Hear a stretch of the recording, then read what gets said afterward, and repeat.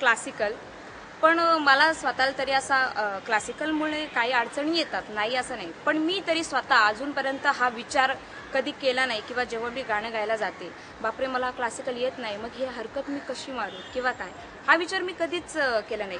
काय माझ्या समोर आलंय, ठीक आहे, मला फक्त ते गायचंय आणि मला जे येतं, जे जमतं त्याच पद्धतीनं मला गायचंय, तसंच मी ते गाणं गायलं. आणि आपण म्हणतो की क्लासिकल, पण शिकूनही मला तरी स्वतःला असं वाटतं की शिकून जे आपण करतो त्यापेक्षा जे स्वतःला येतं, आपण स्वतः काय करू शकतो, लोकांसमोर आपण काय देऊ शकतो, जे स्वतः जो गायक करतो तीच खरी त्या गायकाची गायकी आहे असं मला वाटतं. रात्रीची धमाल काय सांगू बाई, रात्रीची धमाल काय सांगू बाई, रातभर बेवडा झोपलाच नाही. सकाळ सकाळी लागलाय डोळा, सकाळ सकाळी लागलाय डोळा, बघतोय रिक्षावाला, वाट माझी बघतोय रिक्षावाला. मला लोकांनी जी पसंत केली ती मुळात कव्वाली एक गायिका म्हणून, तिथून माझी जास्त आवड लोकांना वाटत गेली.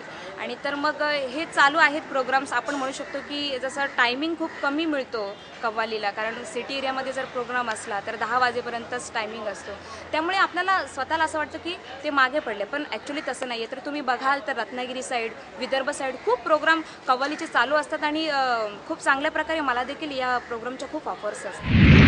ह्या जमल्या या बाया मला विचारती बैया, ह्या जमल्या या बाया मला विचारती बैया, एकलीच इथं तू काय ग करते, एकलीच इथे तू काय ग करते, हातावर नाव मी भीमाचं गोंधिते, हातावर नाव मी भीमाचं गोंधिते.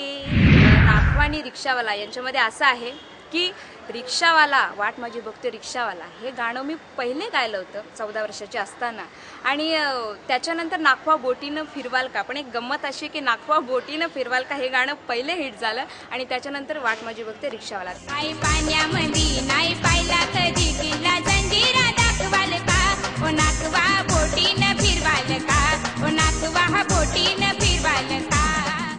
हाय पाण्यामध्ये नाही पाहिला कधी, हाय पाण्यामध्ये नाही पाहिला कधी, किल्ला जंजिरा दाखवाल का, ओ नाखवा बोटीनं फिरवाल का, ओ नाखवा बोटीनं फिरवाल का.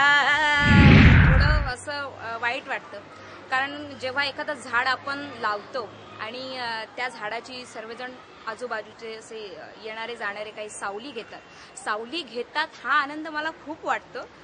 पण त्या झाडाची फळं जर आपण भुकेले असताना आपल्याला मिळत नाही तर ते काय वाटतं ते प्रत्येकजण भुकेला जाणू शकतो. तसंच माझं आहे, जेव्हा हे गाणं दुसरे गातात हे बघून मला आनंद होतो की अरे बापरे माझं गाणं कोणीतरी गातंय, म्हणजे नक्कीच ते हिट आहे यात काही शंकाच नाही.